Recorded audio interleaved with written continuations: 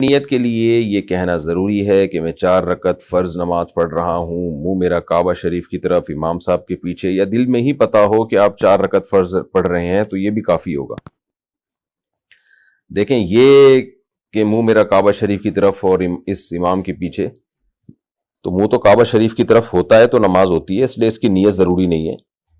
باقی یہ کہ امام کے پیچھے میں دل میں اتنا ارادہ کافی ہے کہ میں جماعت سے نماز پڑھ رہا ہوں، اب اکیلا نہیں پڑھ رہا۔ بعض دفعہ انسان صف میں کھڑا ہوتا ہے، اپنی نیت باندھ لیتا ہے، تو دل میں بس اتنا ارادہ ہوتا ہی ہے جب آپ صف میں کھڑے ہیں تو اور کیا کرنے کے لیے کھڑے ہیں؟ اپنی نماز تھوڑی پڑھنے کے لیے کھڑے ہیں۔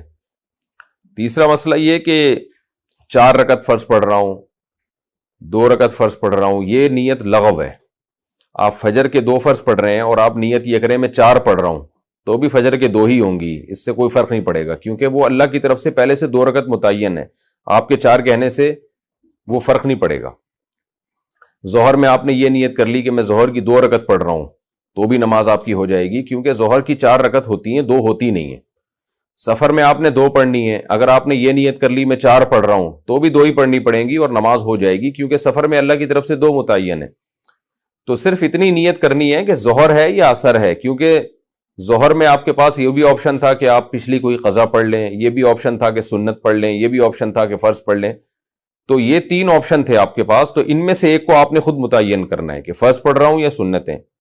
نمبر 2، ظہر پڑھ رہا ہوں یا پچھلی کوئی قضا پڑھ رہا ہوں۔ تو جب آپ نے یہ نیت کر لی کہ نہیں جی ظہر ہے، تو 4 رکعتیں 2 رکعتیں یہ لغو کام ہو جائے گا، اس کی ضرورت نہیں ہے۔ بس اتنی نیت کہ ظہر ہے اور فرض ہے، بس۔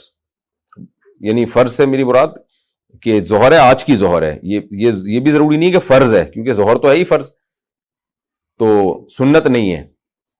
سنتیں پڑھ رہے ہیں تو دل میں یہ نیت ہو کہ یہ ظہر میں سنت پڑھ رہا ہوں، میں فرض نہیں پڑھ رہا، تو بس اتنا، یہ اتنی کافی ہے۔ آج کل نیتوں میں بہت زیادہ غلو ہونے لگا ہے۔ نماز پڑھ